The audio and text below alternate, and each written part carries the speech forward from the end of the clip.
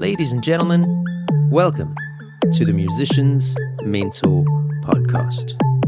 I'm your host, Travis Mark, and today, via recommendation from our mutual friend Grecco Burrato, I'm talking with the extremely insightful Brazilian-born but now LA-based session guitarist, JP Mourao.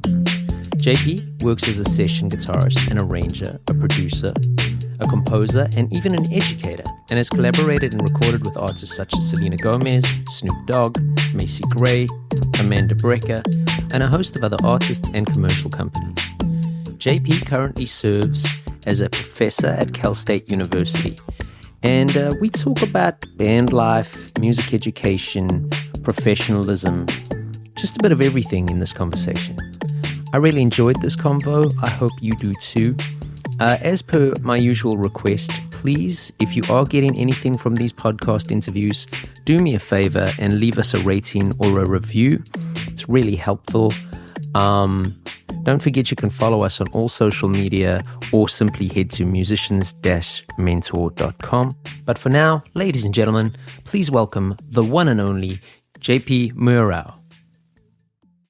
All right, JP Mourao. Thank you so much for joining me on the Musician's Mentor Podcast. A mutual friend of ours, Grecco Burrato, suggested that I get you on the show, and I think very highly of him. So if he thinks you'd be a good guest, I'm pretty damn sure this is going to be a great interview. What I typically do with every podcast, as weird as it is I ask my guests to start by giving themselves a brief introduction. So rather than me doing the same introduction that I'm going to do in post, just tell our listeners who JP Mourao is, give us a bit of an idea of where you come from in the musical world, and we'll get cracking from there. Sounds good. Travis, thank you so much. First of all, thank you so much for the invitation. It's a pleasure to be here in your podcast. And also, Grecco is a dear friend, amazing musician. And I have him in high regard as well. So, whatever he's involved in and, this connection he made, between us, it's just great. And I'm sure, we're going to have a great time talking about music and everything else. I agree. Okay, so the intro, right? Well, I don't know. I became a professional musician early in my life. I was 16 years old. I was already interested in music and playing guitar as a teenager. But my dad is a professional musician in Brazil. He's a pro bass player, music director, producer. And that early on in my life kind of, opened up a few possibilities, opportunities, and, I jumped right in. So, I turned 16 and I start touring with,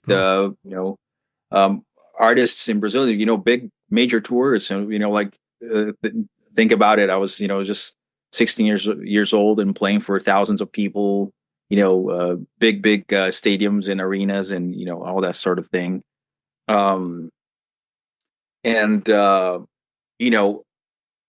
Went to college, music, popular music major, left my hometown, São Paulo, and then moved to this, town of, Campinas. And there's a wonderful university there. I did my undergrad there. And as I was doing my undergrad, I was still working a lot, and then started doing session work as well when I was 17, 18. And that also didn't stop. So I was like trying to manage college and working and playing live gigs and playing sessions, trying to get my name out, networking, and really, trying to make a living as a professional musician, as a professional guitar player. In Brazil in the early 2000s, you know what I mean? So that's all pre-social media. So then it was a different scenario in terms of how you would network. But in a way, I guess it's still, there's still a lot of that, like word of mouth you play with someone, and you exchange contacts, and people start referring you to other gigs, and that's kind of how it unfolded for me.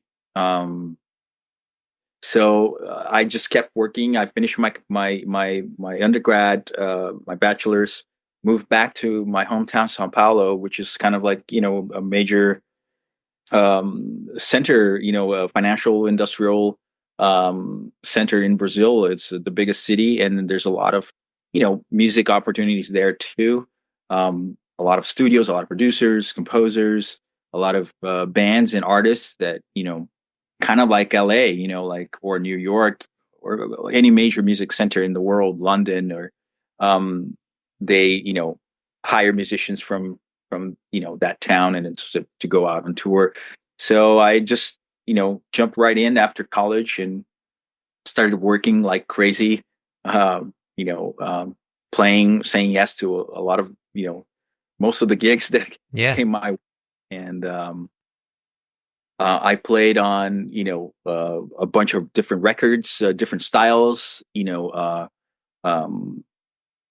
I was just being called to play on a bunch of stuff on, different albums, and that was also a great learning opportunity, just to be able to, you know, um, be called to play on different things, different styles, and try to um, really be versatile, and then like internalizing the idea of like I need to be versatile. I need to be able to come to a situation where like I'm in the studio, and I'll um, um, serve the music, serve the producer, serve this project on a professional level. And so that was kind of like a goal of mine, just to keep doing that. And at the same time, I just touring nonstop and playing gigs, and top 40 wedding bands, and major artists, and everything in between.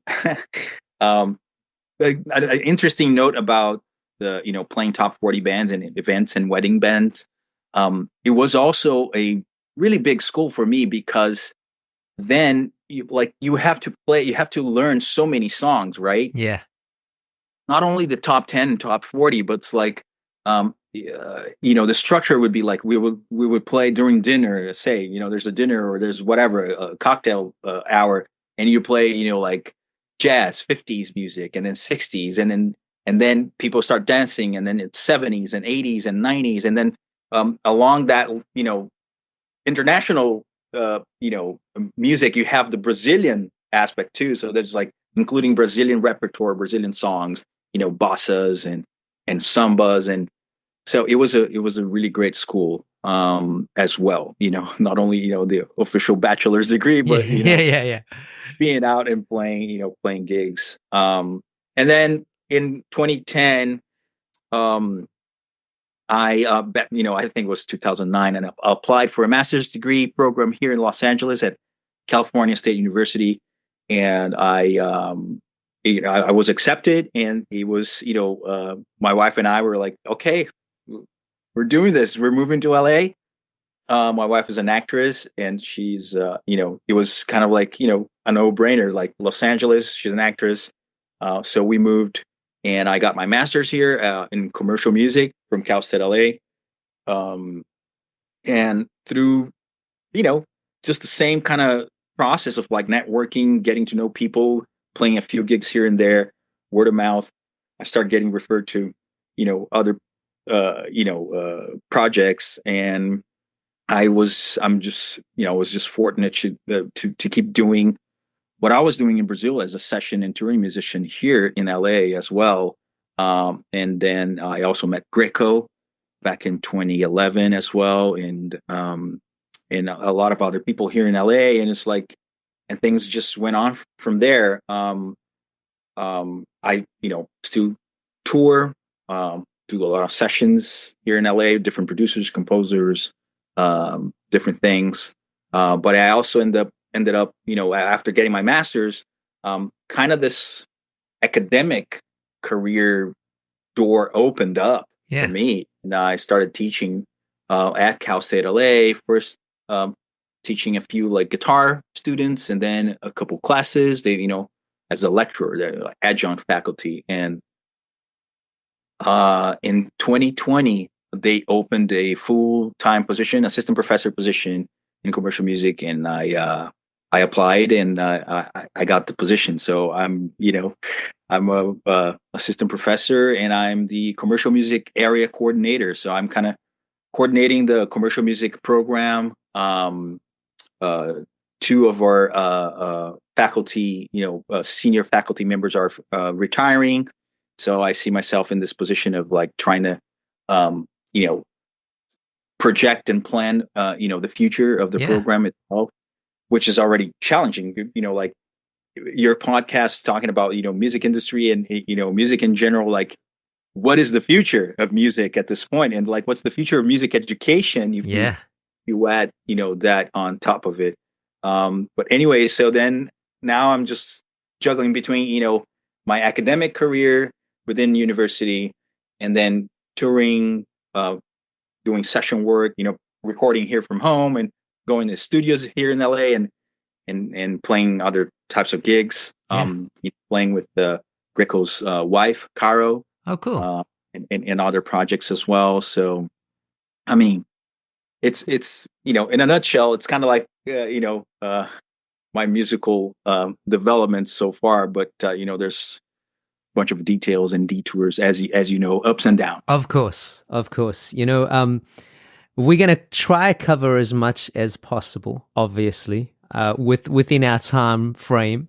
It always reminds me, when I was younger, I was studying music. And on my final year, they brought in this, what at the time I thought was an older person, and they came and gave this lecture. And now that I'm that age, I'm like, it's really not that old. And I remember this person giving such a great, unfortunately, I can't remember their name, but they gave such a great lecture about how they had this roadmap.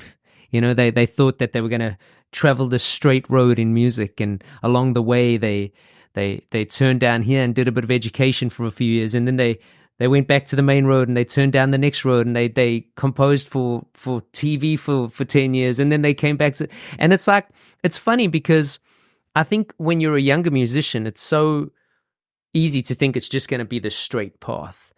And it'd be great if it was, and I'm sure it is for some people. But I was thinking about that very thing when I was walking my dogs this morning, and how unmundane it is to be a musician, because it's like, it's got its challenges, and we're going to talk about some of them. But it's kind of cool because if you're willing to travel this road with a bit of an open mind, I mean, just on your introduction there, the amount of diversity you've had in your career is phenomenal. So anyway, let's kind of get into this a little bit more. Talk to me about the decision to relocate from Brazil to LA. I know you mentioned your wife was an actress, and obviously you were going into your master's. Away from just the education side, without me possibly dissecting too much, can you tell me what your game plan was in terms of how you were going to network and get out there once you arrived? It might not be so black and white. I'm fully aware of that. But, some guys think that if you just go to a jam, you might get some work, and some guys do. It's a different path for everybody. But did you have some kind of game plan besides I'm just going to study and see what happens?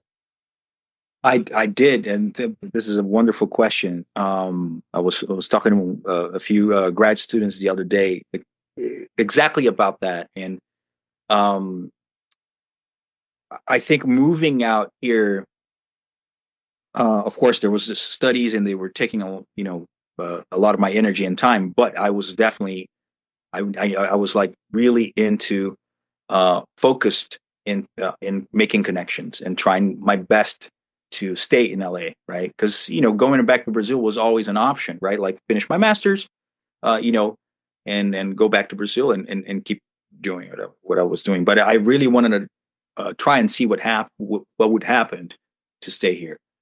So I remember I was very intentional about mapping out the scene. What does that mean, mapping out? I was, well, that's kind of like, early days of Facebook. Not a lot of people had Facebook, and YouTube was kind of like, incipient. I mean, nothing major, I guess, on YouTube, but back then. But anyways, I would go on Google Maps, for example, and type in recording studio, and then map out literally like what are the studios that are in my surrounding area, um, and then possibly map out a networking uh, uh, networking connections that were possible. By the way, we came here. Well, we knew zero people. Like it was just my wife and I. There was one person we knew, but that person was at the moment still living in Brazil, and she was not coming here until 6 months after we arrived here. So it was, and it was basically I was just trying to figure out, who's who, right? Of course. Who are the music directors? Who are the people that are, playing on tours? Who are um, the producers? Who, kind of like a who's who, and in a very rudimentary way. I was, doing my research. Some people were on Facebook. I would try to connect, add as a friend, send a message. But there's a little interesting story that if you allow me to tell you this story, because I think your the phrase when you mentioned, like, it's not a straight path, right? Yeah. It's like it's a winding road, and just to demonstrate a little bit of that, because you never know what's going to happen, right? So I was Googling recording studios in my area, and there was one major studio that was really close to my apartment at the time. And I said, what the heck? Let me just, call them and see, go check it out, check out the studio, and maybe, introduce myself. I don't know what's going to happen. Back in the day, I had produced a record in Brazil, and I had, physical copies of that CD. That's how long ago it was. And I took a couple copies with me, kind of like a business card, this is a record I produced, Yeah. And then I called the studio and booked this, studio tour to get to know the studio. The person who was supposed to give me the tour wasn't there, and the person that gave me the tour actually was the senior engineer, of the studio, a guy named Dan Blessing. And Dan took me, and showed me the studios, showed me the mic collection. And he was interested in getting to know me. It was like, so what do you want? What do you like? What do you do? What are you doing here? I was like, yeah, I'm a musician from Brazil. Like, I'm getting my master's here, but I'm a producer. I'm a studio musician. And I just wanted to get to know you guys, because since you guys are the closest studio here to my place, maybe there's some stuff that I can bring from Brazil. Clients that I can track here, or whatever. And he got interested, and I gave him the CD that I had produced. And like a week later, he sends me an email, and he mentioned another Brazilian musician that he met, that he had played with. And then he said, "Hey, man, why don't you come and play? I'm a music director at our church. Why don't you come and play this Sunday for us? Would you be up?" I was like, "Yeah, totally, yeah." And then he said, "I'm going to invite the Brazilian pianist to play with you, so then you can connect." And I went there, and then we connected. This pianist, Ricky Pantoja, he played with the Brazilian greats in the 80s and 90s, and is an amazing musician. He invited me and my wife to spend Thanksgiving dinner at his place. A couple weeks from that first gig. I went there. They were jamming. I played a couple things. There was a bunch of musicians there. I exchanged contacts with a lot of people. So that's That's kind of like how it started for me here in LA. From a very I don't want to say naive, but it's just like a very intuitive. Yeah. Just like let me pay the studio a visit, since it's like really close to my place, and who knows. And then from then on, it was just like this different branches of this tree started developing. Yeah, I love it, man. I love it. Like the way it can disperse. It's fascinating. And if you've done it, and I think for listeners who think it can't work like that, it can. You've just got to take the chance, Yeah. In regards to, this is not necessarily such a musician question, but I'm going to try and bring it round into that world. In regards to moving immigration, overall location for musicians, what do you think is the hardest part, or at least something in your experience that maybe was hard, or maybe something you think that gets overlooked when it comes to musicians relocating? And to try and make this make a little bit more sense, let me put it like this, and I'm not trying to involve myself here too much, but I too have immigrated more than once, and it's great, especially with social media, right? Like, people see the pictures, and I think, and I'm speculating, I think that they see the pictures and they think, wow, that's so easy. Look, guy's having the time of his life. I sometimes think that the hardships of immigrating get overlooked because of social media. So what, in your opinion, was the hardest part about relocating? That's such a great question. I think I can possibly break that into a few different aspects. One, in my particular case, I was working, as I told you, after school, after undergrad in Brazil. I spent 5 years working like crazy, right? Immigrating to US meant that I had to stop working because as a student, you are not allowed to work. Yeah. So it felt that I was driving 100 kilometers an hour, and then I hit this, wall. Yeah. All of a sudden, it was even like bodily, like my body, I had to adjust, the pace of my body because I was just like working all the time, every day, weird hours, right? Like, late hours, late sessions and tours and whatever. So I really had to internalize the fact that this is it. I'm not working like that anymore, right? And then going through the psychological aspect of like, well, calm down.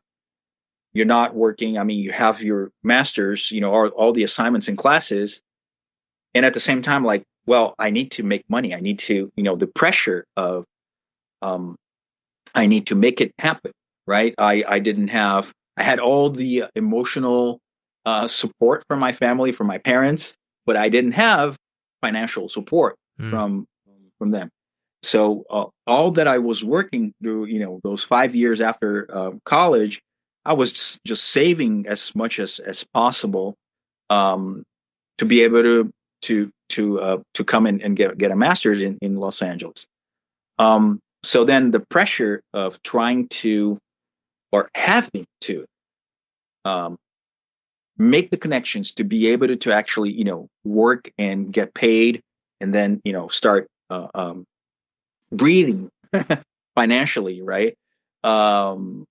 It was kind of overwhelming at the beginning, and I'm so lucky to be married to my wife Mariana, she's the best, a wonderful human being, a person, caring and loving and courageous, that agreed to do this, crazy, come on this crazy journey with me. Yeah. You know what I mean? So at least we had each other, and I don't think I would have stayed here if it wasn't for her. At some points I was like, oh my God, this is so hard, man. If it wasn't for both of us here together, I think I would have, flown back to Brazil. But that being said, there's that, psychological pressure. Then one of the things that I remember talking to my dad about, he would say, I would complain, like, I don't know anyone here. How am I supposed to do this? I don't know anyone. And my dad would always try to show me how that fact was actually an advantage. So you could actually come clean. There's no history, and just talk to people. Yeah, I'm just moved, from Brazil, or from, whatever the country you're coming from. It's like, yeah, I just moved. This is who I am. I'd love to connect. Can we have a coffee and then have a conversation and then start fresh? Yeah. Start anew. And then it wasn't something that I was able to do in Brazil because I was already so because my dad is a professional musician, I knew so many musicians, so it was a huge advantage for me to start such a in such a young age. But I didn't go through some of the steps, you know what I mean, to getting to know people, and it's slowly.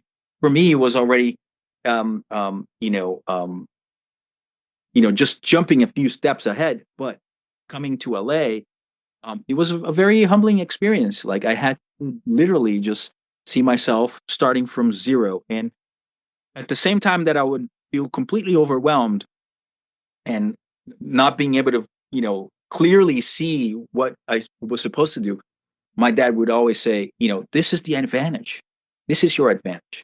Just come clean and talk to people, introduce yourself, tell them what you do, show them your, portfolio, that back in the day was the actual CD, and see where it goes. So even though it was hard to internalize that, mindset, I tried. Hey, shout out to both your dad and your wife. They sound like good people. So, the branches of dispersion, let's call it that for lack of a better phrase, eventually happen, and you start to get work as a session guitarist slash composer slash producer. You start working, and you work with an array of artists, from Snoop Dogg to Macy Gray and a whole host of others, which I will mention in my post interview introduction.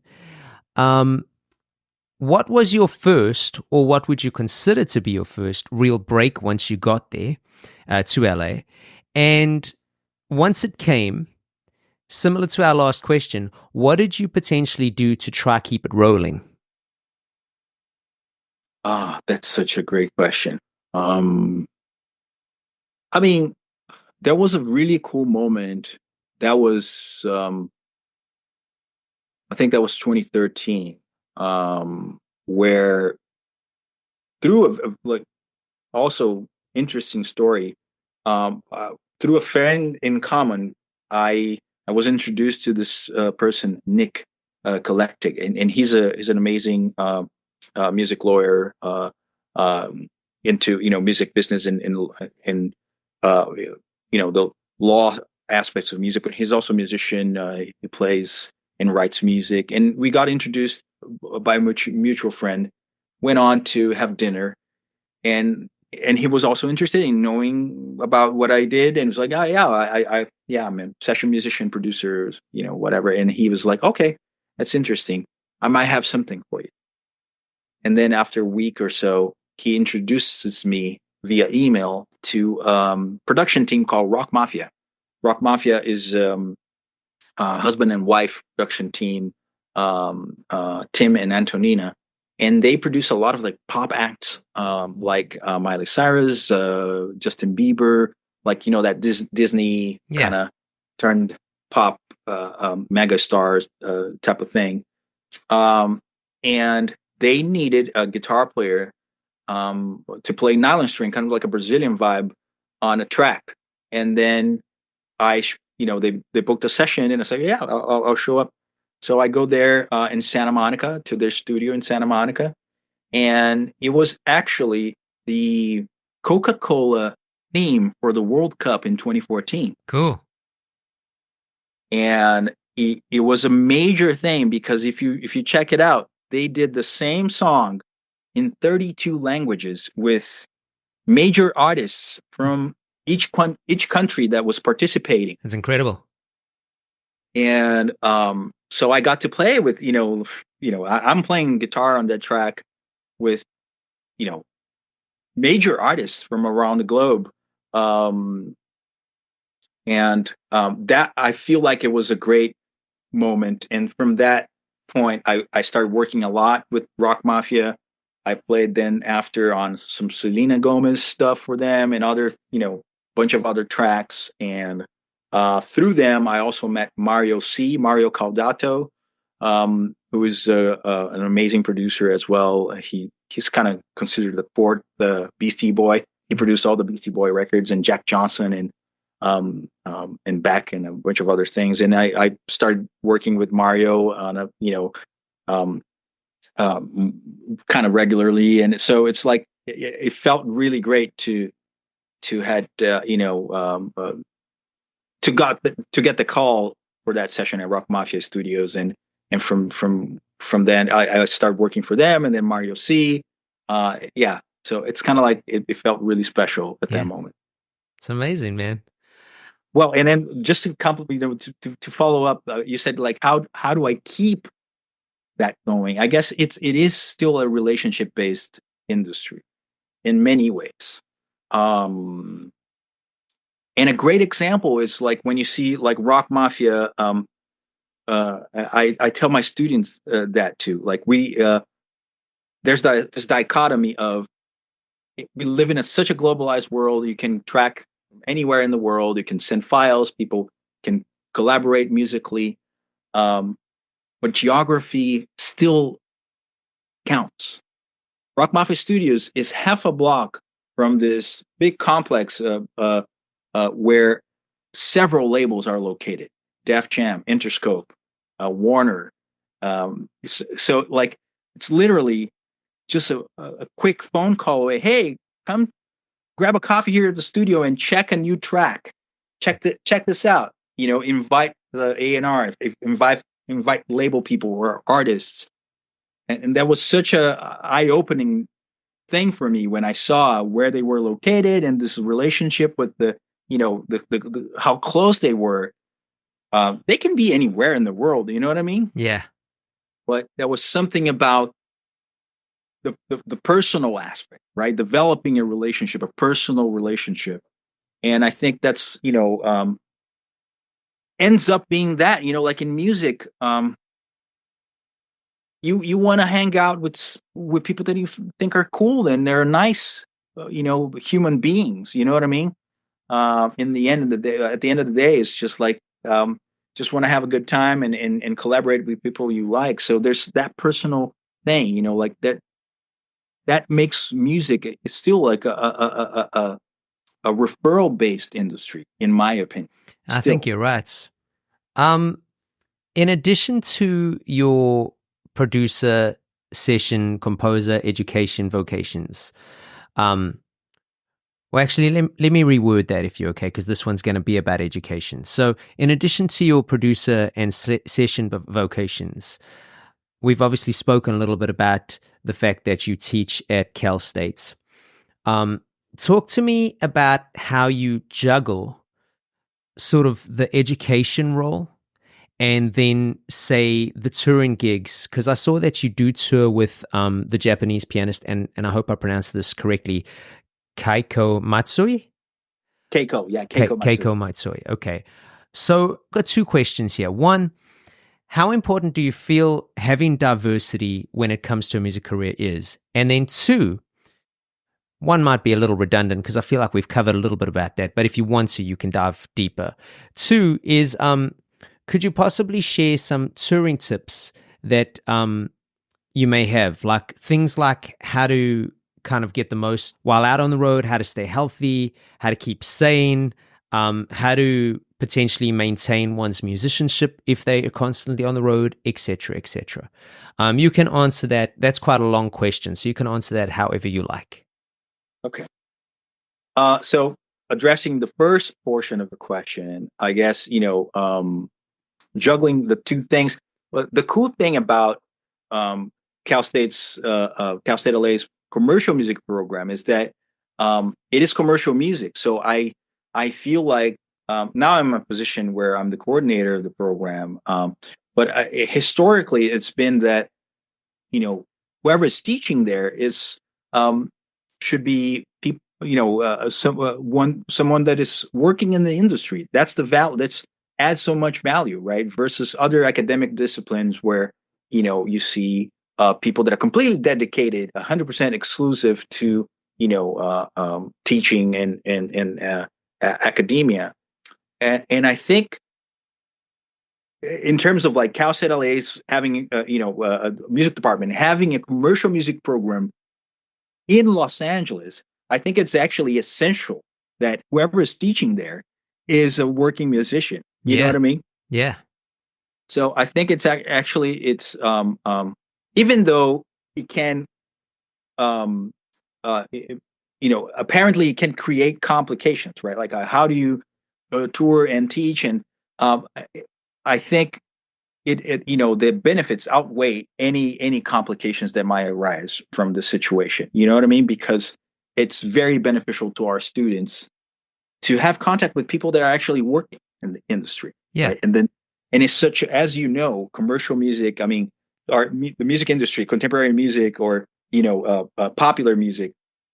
It's a ever evolving, developing, uh, uh, uh, uh, soundscape, or not soundscape, but or industry in itself that we have to keep um, uh, participating on to be able to be up to date and be current in the practices Yeah. of popular music. So that's a very important thing in my view, right? Now that I'm the coordinator, I tell my students all the time, this is a ever evolving. You have to be open minded, right? And here comes AI, and then it's like, let's be prepared, because that's my opinion. Like, I think we'll have to incorporate that. It's inevitable. And anyways, I digress a little bit, but I think you know luckily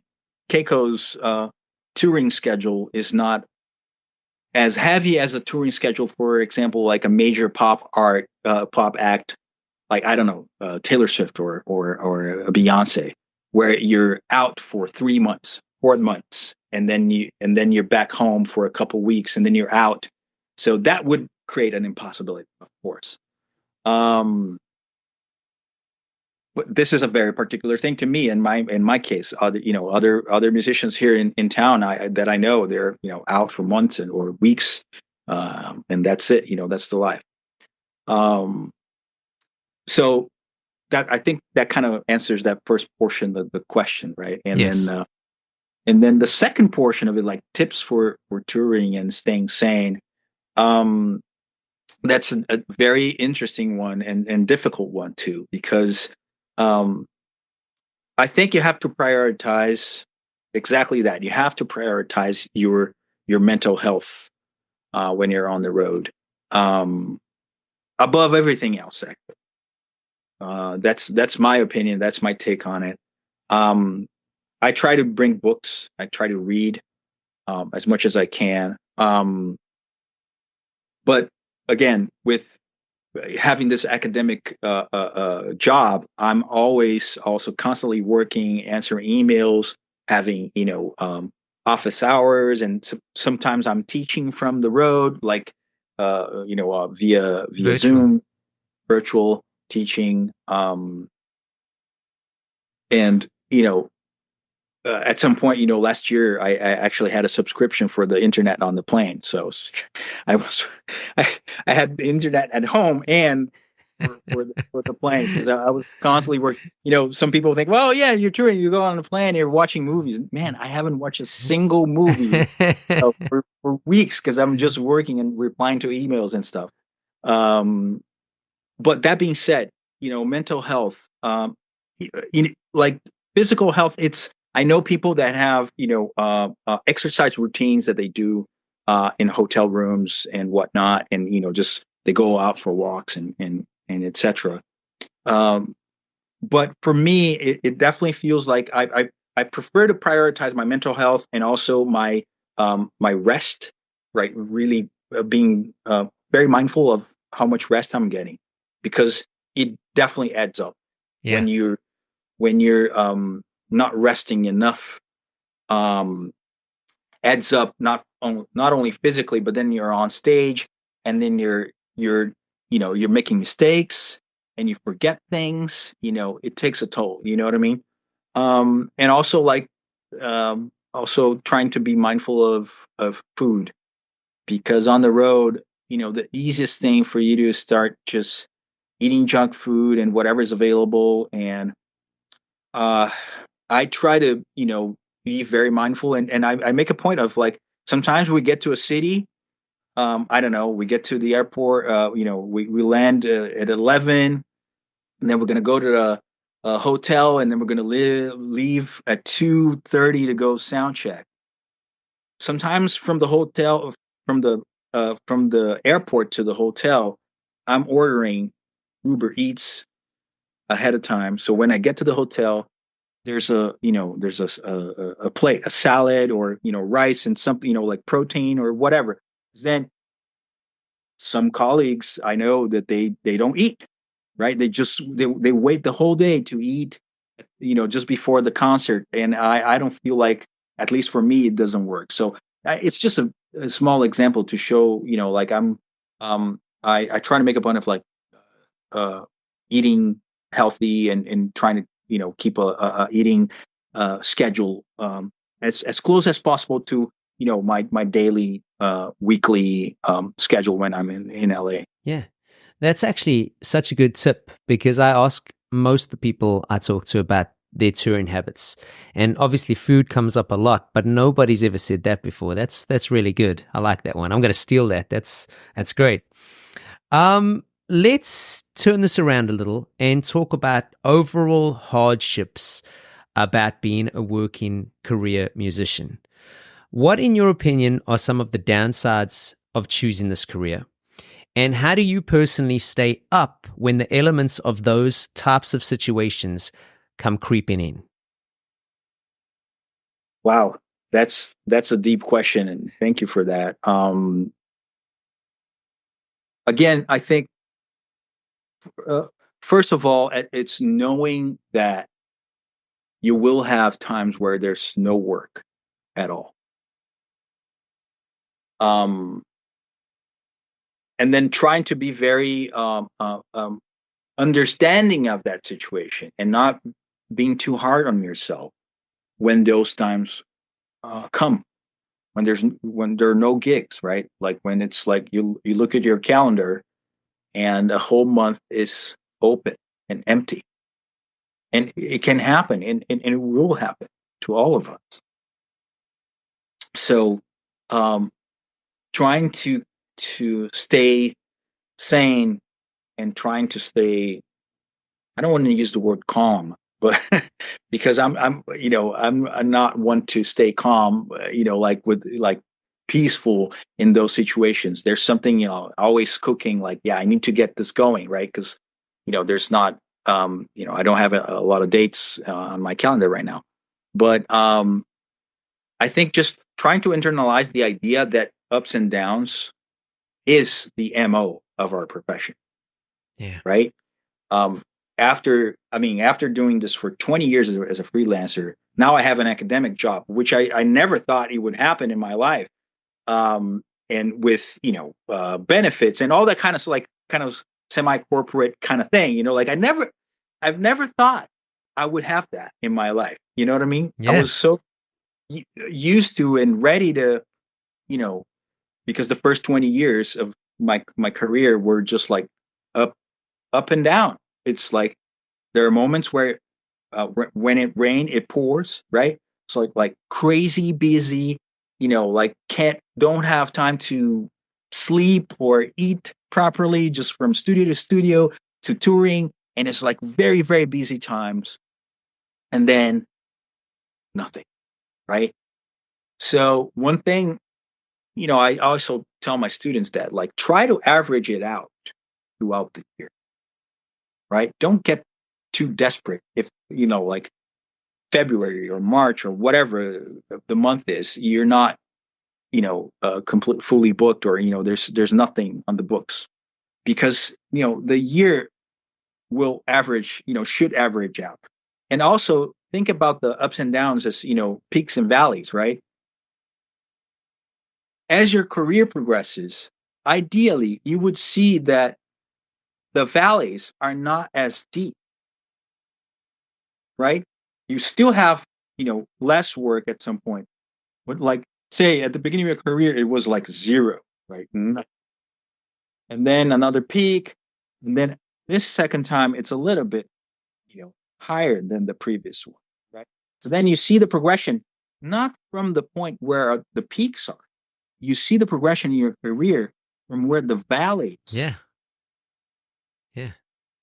So it's I think just that's kind of like a very, it's hard and it's inherent to music, right?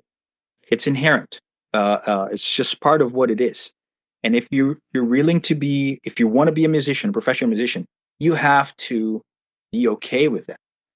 And again, I think I was in a very advantageous position to be able to see my dad and how things worked at home, right? From a very realistic position in the industry. My dad was, producing, MDing, playing, teaching, recording. He was a copyist, music notation. He was one of the first users of Finale in Brazil in the early 90s. And he started working as a copyist for the symphonic for the orchestra and Orchestra, something. yeah. And then he I would see that, and I also this is another lesson that I also learned, because and then I saw myself doing that. I was doing sound for theater plays. I was the sound person. Yeah. I was just operating the console, and I was doing live sound for weddings. And I was doing when people need to register their songs with the National Yeah. Library, I would transcribe melodies and write like a beautiful lead sheet on Finale so people can register their songs. Working on my transcription shops and just like getting to know the software and notation software. So just being able to wear many different hats. You know what I mean? Just like do everything that comes your way. Into, at least for me, it was that. It's like, if it's related to music, I want to do it, because I think this is the way a professional musician lives. It's not only like, oh, well, I only do tour work. It doesn't, to me, it doesn't work, man. You have to know how to record, how to, operate a sound console, how to, transcribe, how to teach. You have to, because that's the professional musician. Especially moving towards in the 21st century, it's you have to be able to do everything. You know what I mean? So I kind of I feel like if then that will also help mitigate the valleys, right? Yeah. Because if you're not touring, like if it's not a lot on the books in terms of like live gigs, maybe you can be teaching, and then the valley, like you pick up more students, or you get like a notation, copying type of gig, or whatever it is. As an assistant for a composer, you write a couple of, like, you're a ghost writer for a composer on whatever it is, like you write a couple cues, or maybe you're a mixing engineer or a recording engineer, can you work as an assistant at a studio. At some point I also did that. So it was like to me, it was always like, if it's related to music, I'm in, know what I mean? And just trying to make it and trying to pay my bills as a pro musician, you know what I mean? Yeah. It's wonderful. What about the music industry as a whole? How do you feel musicians could/should potentially help themselves in order to maybe lift the entire music scene? So lately I've been asking a lot of people what they would do to change the music industry for the better. So this is kind of along those lines with a slight twist. What do you think musicians could do to potentially try and lift the entire scene? Such a great question. Well, I just as an example, it's been on my mind lately. The credits situation, for example, we should just get together as musicians and try to make sure everybody gets credit when a track is released. As a collective effort, to make sure producers and labels are crediting the musicians that played on those tracks, because there's so many implications to that, right? Like obviously there's commercial implications in terms of like, well, your name gets out there and people are actually seeing your name. Oh yeah, JP played guitar on this track, right? Um, but also, I mean, I don't know if you know this, but the United States is not a signatory of the Treaty of Rome, which established back in the 60s the neighboring rights, which is a very important chunk or piece of the music rights in the world, which are basically the rights that performing rights that are paid to the musicians that participated or contributed to that master recording. Right? It's not authorship, right? It's just to the musicians that played on the recording, and everybody else signed. UK, France, Germany, Spain, Italy, Brazil, Japan, Russia, but the United States, because the radio stations had a huge lobby, because that would make their make the radio back in the day, 60s, right? The radio was the number one means of distributing music. The radio stations would have to pay more, right? They were already paying for the umbrella licensing for BMI, ASCAP, and for the author portion, right? The authorship portion, right? So they would have to add a chunk of money for the actual masters, right? Like paying the performers on that particular track, not the authors or the publishers, right? And they lobbied in Congress and Congress did not approve the Treaty of Rome, right? Anyways, I digress. But musicians could get together and, in my opinion, and try to establish those things, especially moving forward, right? With AI being the tool that it is, and with the potential that it has, it's easier than just inserting, data credits for everybody in the tracks. And so that's one aspect. I think the other aspect is it's hard to, like not only, musician like in a peer relationship, but like trying to understand our value as artists, as people bringing art to whatever the occasion is, and trying to understand like that everybody is looking to retain their profits, like the restaurant owner, the promoter on a particular venue, but not at the expense of the musician, right? So we should get together and just say, well, we won't be able to do this for less than this, like this is the bare minimum, right? Yeah. So I don't know, it might sound a little bit utopian, like, this big get together of musicians as a, like, I don't know, maybe post union, because, we have the union here in the US and it doesn't feel like it's working for a lot of us. It's just for a handful of us. But, in a general sense, like, and also moving towards the future, knowing that a lot of the big companies will replace us. Yeah. Right. Yeah. And how can we together collectively, and I think that's the beauty of your question, how can we collectively help each other in this new scenario, in this new situation where major film studios will just cut, a lot of their music departments are going to just come down to like 5 people curating AI ideas. Yeah. Right.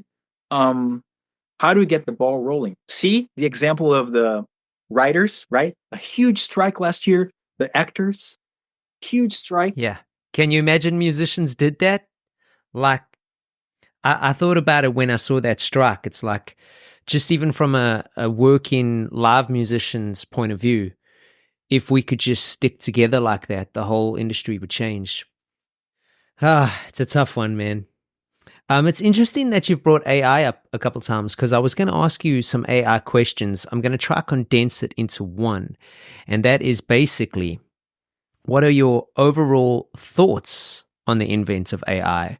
How do you think it's going to affect the human role? I mean, you've touched on that a few times now. And do you think, I hate to say it like this because it makes it sound like we are so easily replaced, but what roles within the music spectrum do you think might become obsolete because of AI? Great question. Is we've been in lively discussions at our classes at Cal State about this theme. So my personal opinion is AI is an amazing tool, right? And we should see it and treat it as the amazing tool that it is, for not for music but for everything else.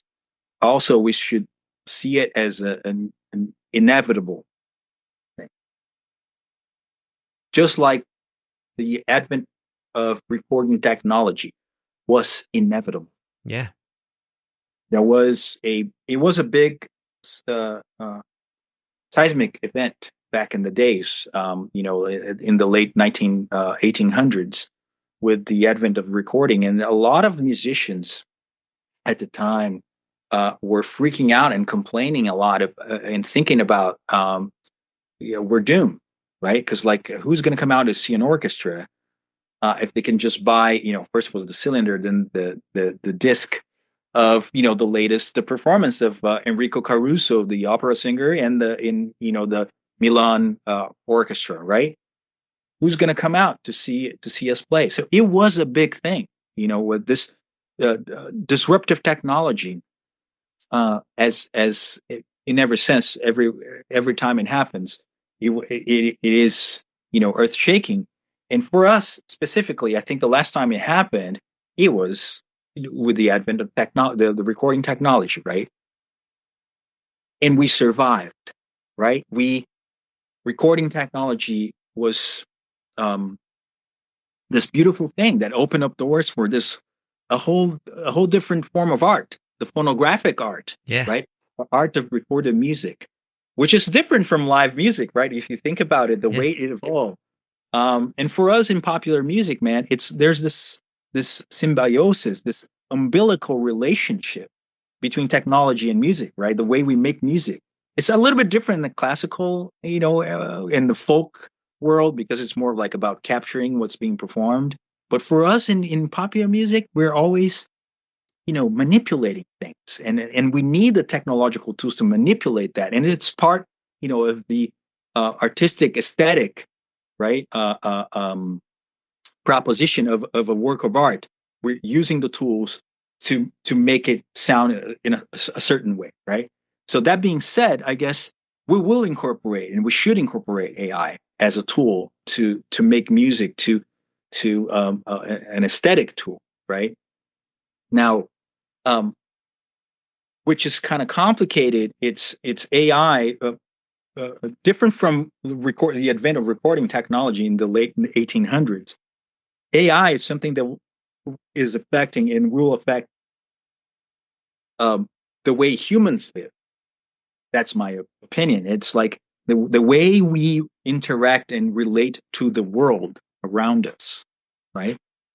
So I think it's not a little bit, it's way more disruptive than just the advent of recording technology. If we're making the comparison, uh, um, so then again, then we start intersecting with the second part of your question, is like where there's using the word obsolete, but definitely there are things that the AI will do way faster and way better than a human being, Yeah. right? And I think those are kind of like technical things. I guess I don't know. At first, I'm just saying at first, like 'cause I think there's multiple steps into the evolution of AI up to a point where I don't know what's going to happen, right? Yeah. But it's at first it seems very feasible, or very uh, uh, uh, probable that it will do the technical stuff really fast. So I don't know, maybe like music editors or music engineers will have a lot of their processes taken care by AI, right? Now, remember we talked about aesthetics, right? Like it is a phonographic art. So there's still an element of a human being making decisions, right?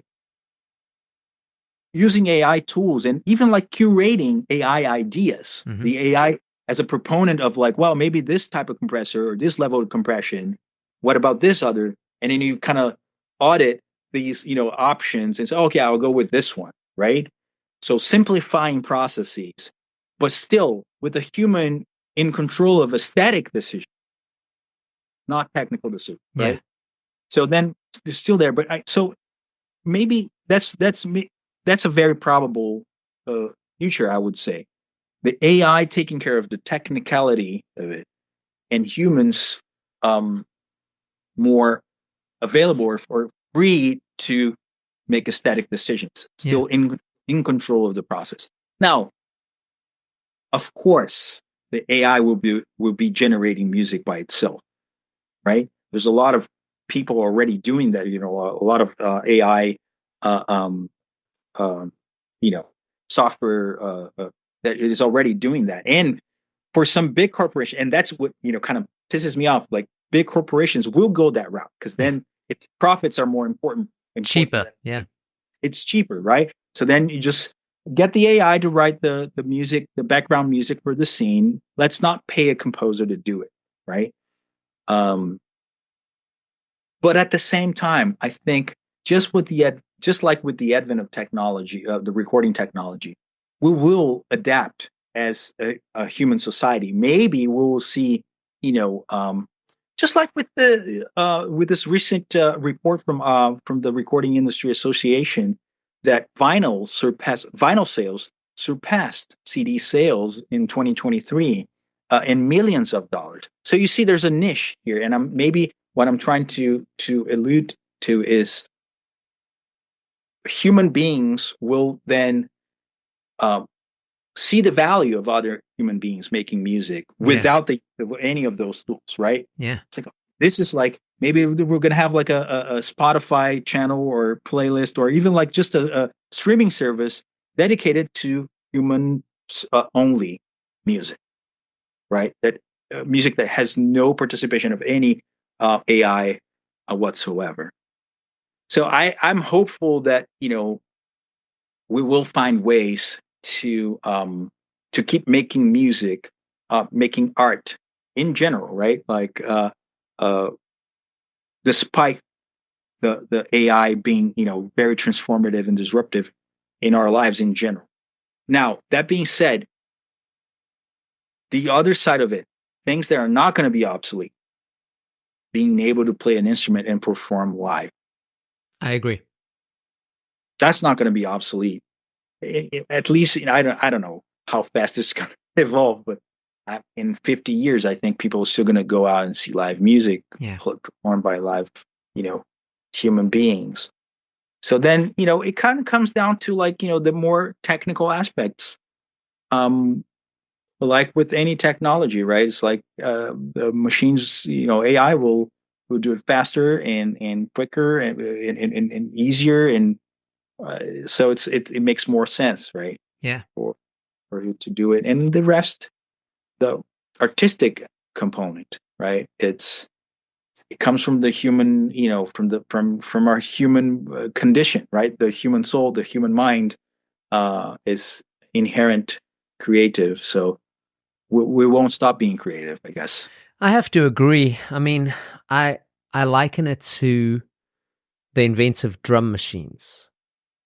Like everybody thought drummers were going to be completely obsolete. And I remember seeing some advertisements in like Modern Drummer magazine where it would like be advertising whatever the brand of drum machine was, and it would say, at least this one doesn't sweat in the van or something like that, And I used to like look at those things and go, man, like, am I like setting myself up for failure here? Because I was learning drums and guitar at the same time. But if you look at how music is now, and obviously there's different genres, but man, I love the sound of drum machines. and I love the sound of real drummers. So it's like they can work together. I think it's going to be very much like you say. At least I'm hoping that maybe we as humans or human musicians implement it within our arts and it becomes better.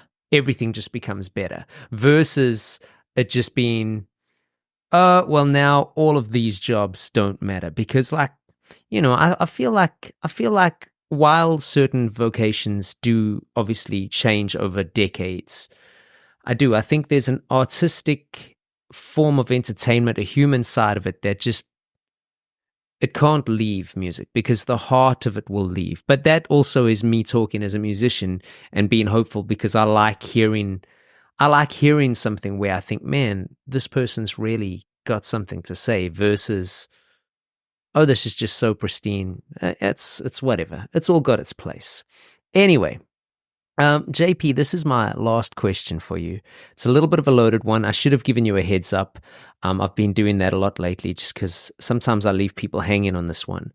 But what has been either the best piece of advice you've ever received in regards to your music career or the best sort of thing you've learnt along the way on your own journey that you could potentially advise up-and-coming musicians on?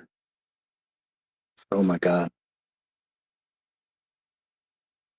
I don't know. It just comes to mind because this theme came up the other week in a recording techniques class with my students, and it felt that as I was saying it out loud, it felt it was coming out from the heart, from something that I really um, uh, value as a musician, um, which is whatever the situation you see yourself in, musically or professionally.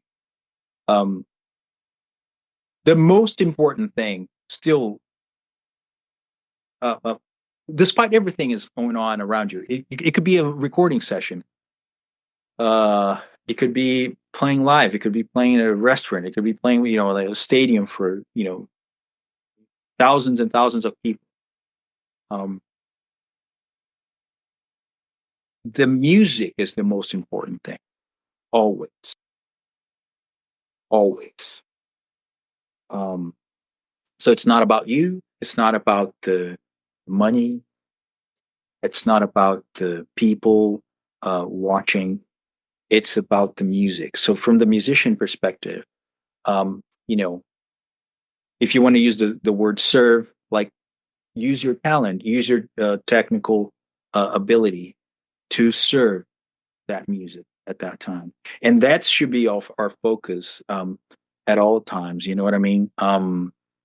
So serving the music at all costs with your best, right? With all your knowledge and technical facility and your instruments and your history, right? And along that is, being able to, and I said this to a friend of mine, who's a drummer a podcast in Brazil, being able to read the room and understand the roles and understand the situation and your role in that, whatever it is. Maybe it's a session, and what's your role in that session, right? Or what's your role for the particular song in that particular session? Being able to read the situation, and understand your musical and personal role within that situation. I think it goes a long way. Some people are not too aware of what's going on, uh, in some situations, and that can cost them, a lot in their careers. You know what I Yeah. mean? Maybe they say something that's not, wasn't appropriate, or they play something that's not appropriate. Uh, Rubs someone in a wrong way. So these two things, I would say, serve the music always. The music is the most important thing, and being able to really read the room, understand the relationship between the people that are making music with you, and and how you're a piece of this puzzle, and how can you contribute to make it better. Always a better environment, better music, better sound, whatever it is, or a better hang. Even if it's just like, on tour after the gig, let's go to a bar. It's like, are you contributing to a cool hang, or it's just like, like you're the jaded one or whatever, you know what I mean?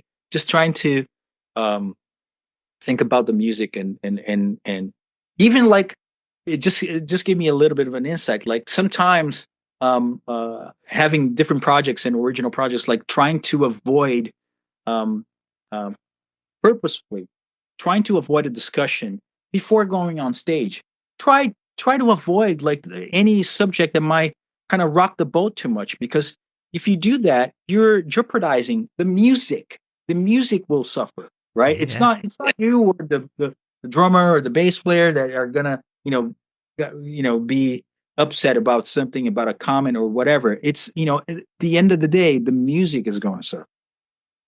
Yeah. Just keep the music as your main goal.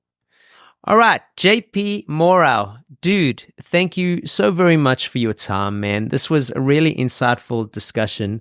I just, I can't thank you enough. I didn't cover everything I wanted to, but we'll get you back on at some point if you're interested. Absolutely. I wish you nothing but the best, man. Just good luck with the teaching and the sessions and the creating, just everything. Thank you, man. I appreciate it. Thank you. I really appreciate the invite, Travis, and I wish everything back at you. Likewise, thank you so much for having me, and I wish you all the best in all your endeavors. Thank you so much. Peace. There we have it. JP Mourao, everybody. I'd like to publicly say thank you to JP for his time. I'd like to publicly say thank you to each and every one of you for continuing to support the podcast. As requested during the start of the episode, please do me a favor and leave us a rating or review, or even share this with your like-minded up-and-coming or established musician friends. I appreciate it. My name is Travis Mark. You can find out more about me at travismark.com, or you can check out the Musicians Mentor website at musicians-mentor.com. Make sure you check out JP. He's an incredible musician. All his links are in our show notes. And away from that, I just want to say happy Jazz Fest, everybody. We'll talk next time. Peace.